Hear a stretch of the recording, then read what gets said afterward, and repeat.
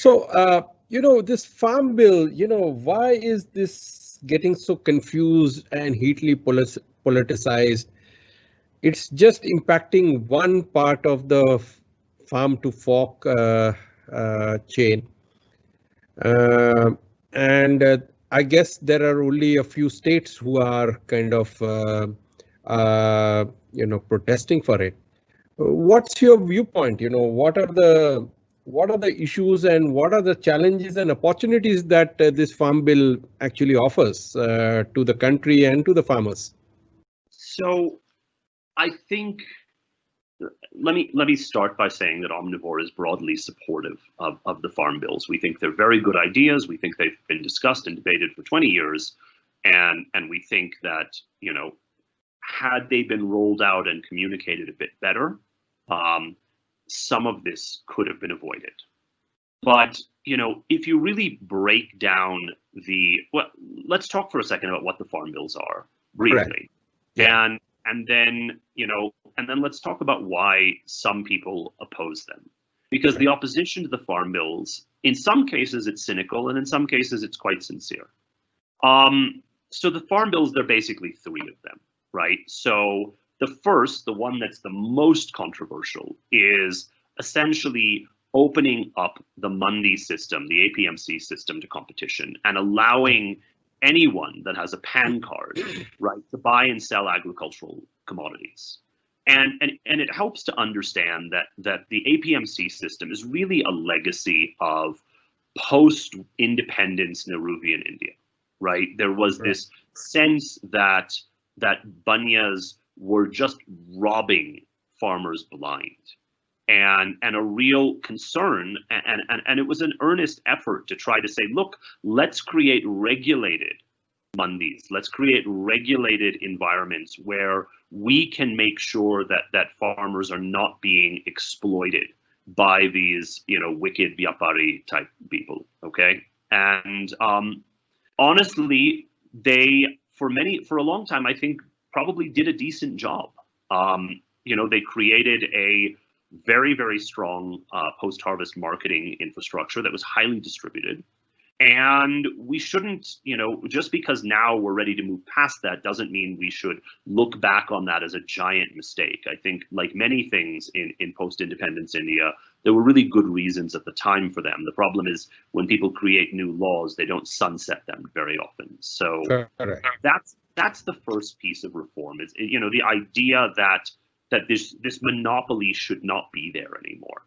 And we've tackled these kinds of monopolies in many ways over the last, say, decade, right? If you think about the entire rise of Uber and Ola in India, it was to challenge the monopoly of, of traditional, kalipili, taxis, and where you had to have a medallion, where you had to, be registered, and creating competition in many ways worked very well for consumers, right? It is now much more convenient to get a taxi than it used to be. It is much more standardized pricing. You don't have to argue about turning on the meter, right? In a lot of ways, this is, quite similar, right? It's essentially saying, look, anyone who wants to do business should be allowed to do business.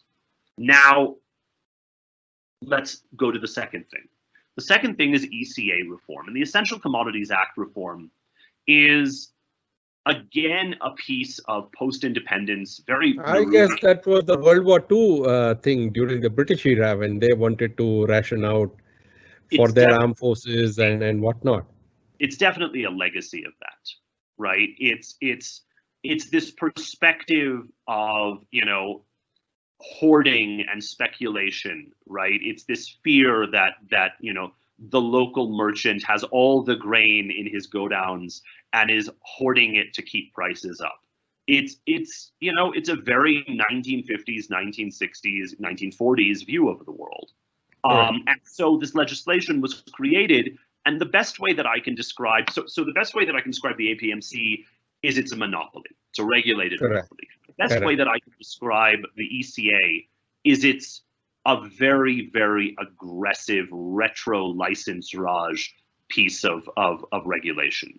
It really endows bureaucrats with the right to prosecute and harass businessmen who are more or less doing normal stuff, right? Who are storing something, who are processing, who are exporting. But it basically allows for arbitrary fiat. And so because of that arbitrary fiat, and let me be very clear, I'm not a libertarian, I consider myself on the left, but this piece of legislation is something that in any other sector we would have ditched in 1991.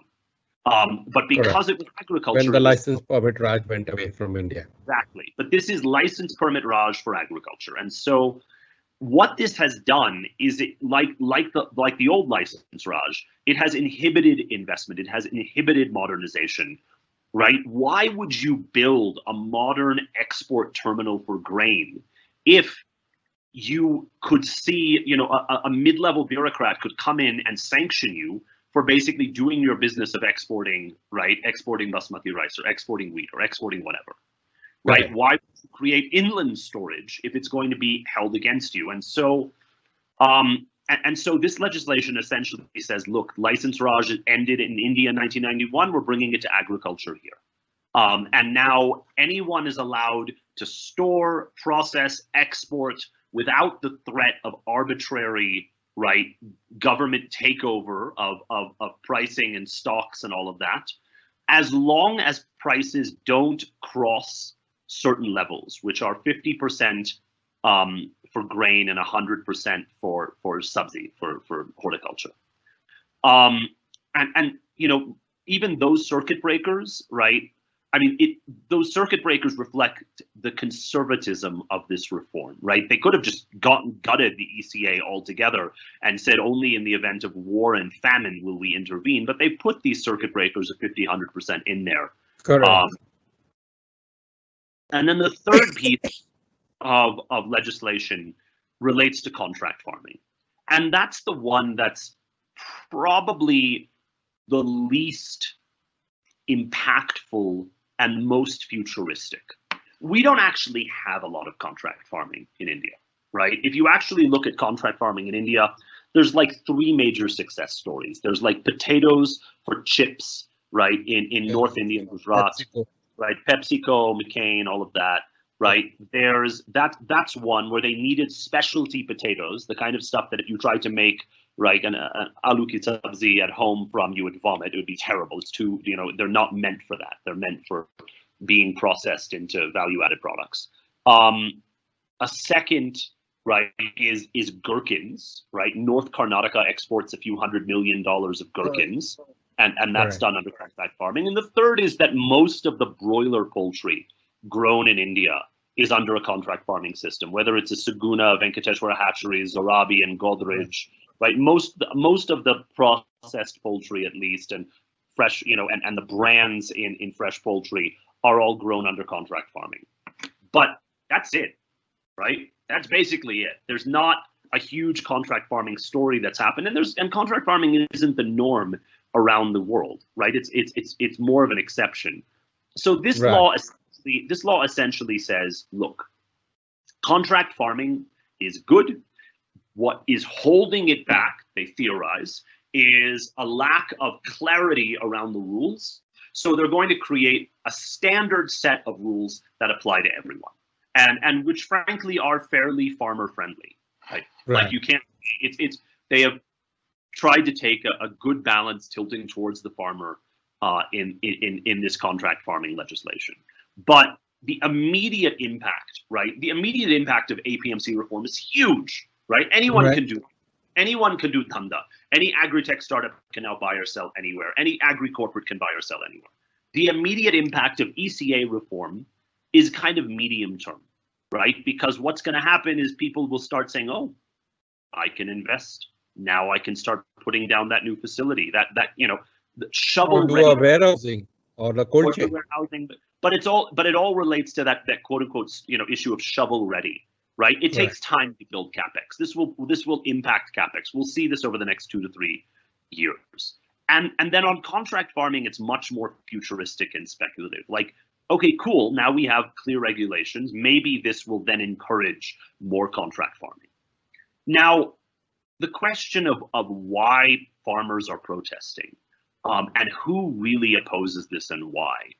I think it's important that we have a balanced perspective here, right? It's important to not, right, to not malign millions of protesters, right, that probably think they are doing the right thing in challenging this, right? But it's important to also understand the socio-political context, right? So if you go to Punjab, if you go to Haryana, if you go to Western UP, you have to understand, going back to the 1960s, going back to that ship-to-mouth existence, a system was built to ensure food security in India, to make India food surplus. And the people that delivered that are the people protesting right now, are the Haryanvi farmers, are the Punjabi farmers, right? Who over the last 30, 40 years primarily grow, right, in the winter wheat and in the summer, in the Kharif, right, rice. So Rabi wheat and Kharif rice. Correct. And these farmers, right, have been in this system for decades. And in this system, the FCI is the primary source of procurement. They procure 98, I think, or 97% of the rice and wheat in Punjab, right? So if you're a Punjabi farmer, that's all you know, right? And that system, right, has essentially hooked you to it, okay? Because there are nice things about the system. The nice thing is you never have to think about what to grow, right? You grow rice, you sell it to the FCI. You grow wheat, you sell it to the FCI. And when you sell it to the FCI, you get this thing called MSP, the minimum support price, which is government regulated by the CACP, the Commission on Agricultural Costs and Prices, right? But these are like the only farmers in India that actually get MSP, right? And the FCI doesn't, even though MSP is announced for some 30 commodities, it's only really purchased by the FCI for 6. And there's a bit of it around the Cauvery Delta for rice in the south. And all of this grain gets bought by the FCI and stored in godowns. And as you said, right, the FCI doesn't have now. We don't have place to store. It gets stored in lots. It gets stored open in fields. Correct. It gets stored in schools, right? The FCI doesn't have nearly enough storage for what they're procuring right now. Much of it, a good chunk of it rots, and we have actually more of it than we need. But if you have some empathy, right? Imagine you're a Punjabi farmer, and this is what we're told agriculture is, and you've also been told that you're the heroes of the nation, Jai Kisan, right?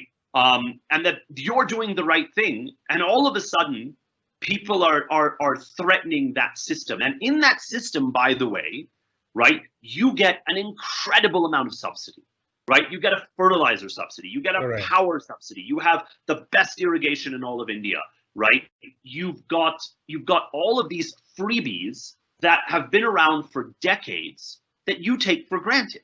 Okay, even though the average subsidy per farmer in India is higher than the average income of most Indian farmers. The average Punjabi farmer gets 1.7 lakh of subsidy, right, which is higher than average agricultural income. Correct. And income is about 72 or 75,000 rupees.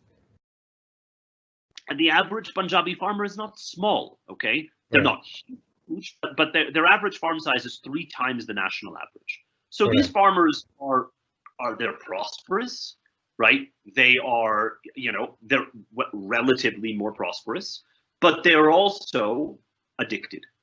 They are addicted to the system that they have been in, and it's not their fault.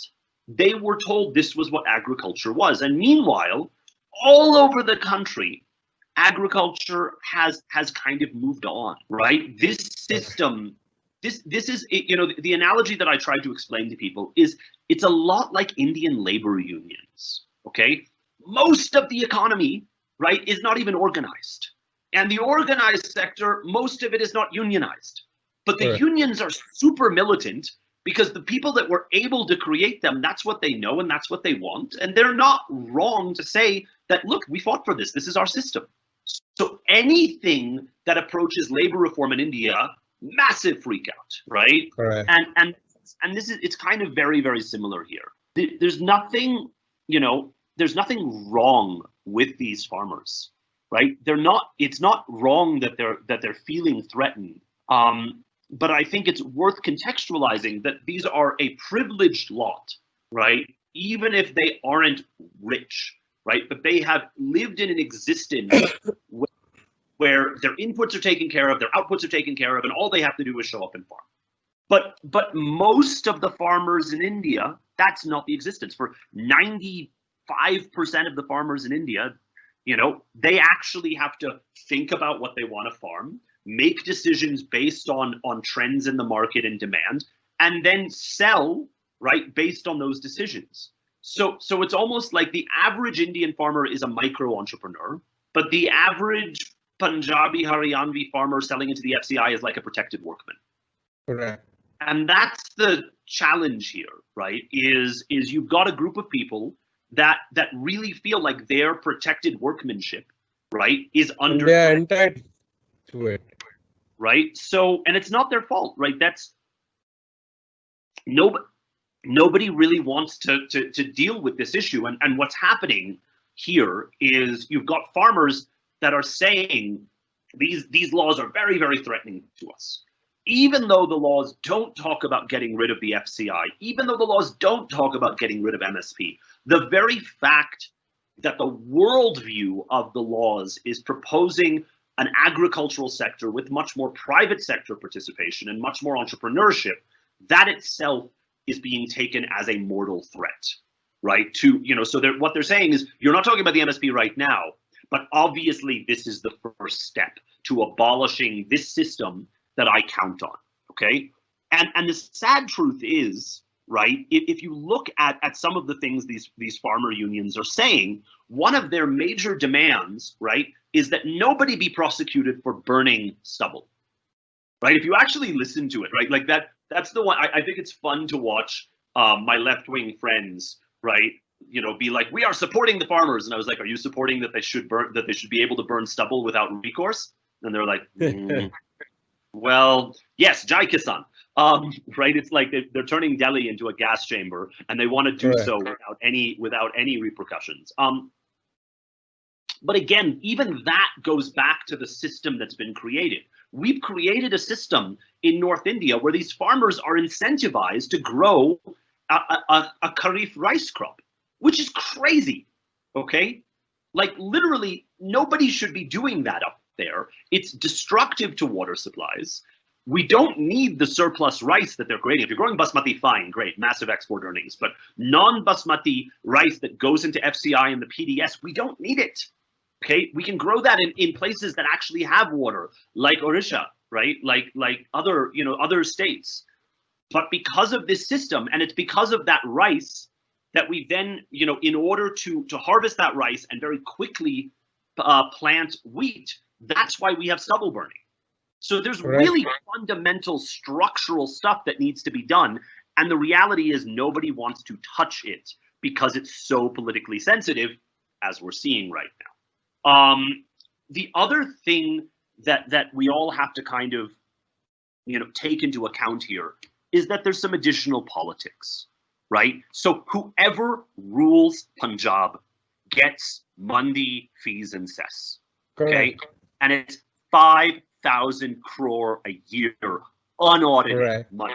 Okay, so whoever rules Punjab, right? There is an 8.5% fee and cess applied to that entire FCI procurement, and that is pure loot, right? It is loot, and so getting rid of this system, right, threatens that. So you understand why any Punjabi politician will oppose this, right? Haryana, it's 6.5%, right? And so you've got some real hardcore political reasons for some of this opposition. And I think the final thing that's worth kind of pointing out, right, is, and by the way, I should say this, some of the opposition's challenge to this is very cynical, because it was under the Congress, it was under the UPA that most of these laws were piloted at state levels. Okay, they created a model Contract Farming Act. They created a model APMC Reform Act. It's just that in this situation, right, Modi is Modi, and Modi does Modi, and Modi, right, basically acts, right? That's his thing. Whether it was, whether it's what happened with whatchamacallit, with 370, where nobody thought anyone would finally take the move on that, and he did. Whether it's demonetization, right? This is kind of the Modi playbook. Is you don't consult a million people, you just do what you think is right. And so I think, he did that again in this case. I think he was fundamentally correct in doing so, but there was a lack of dialogue, right? This kind of came out of nowhere.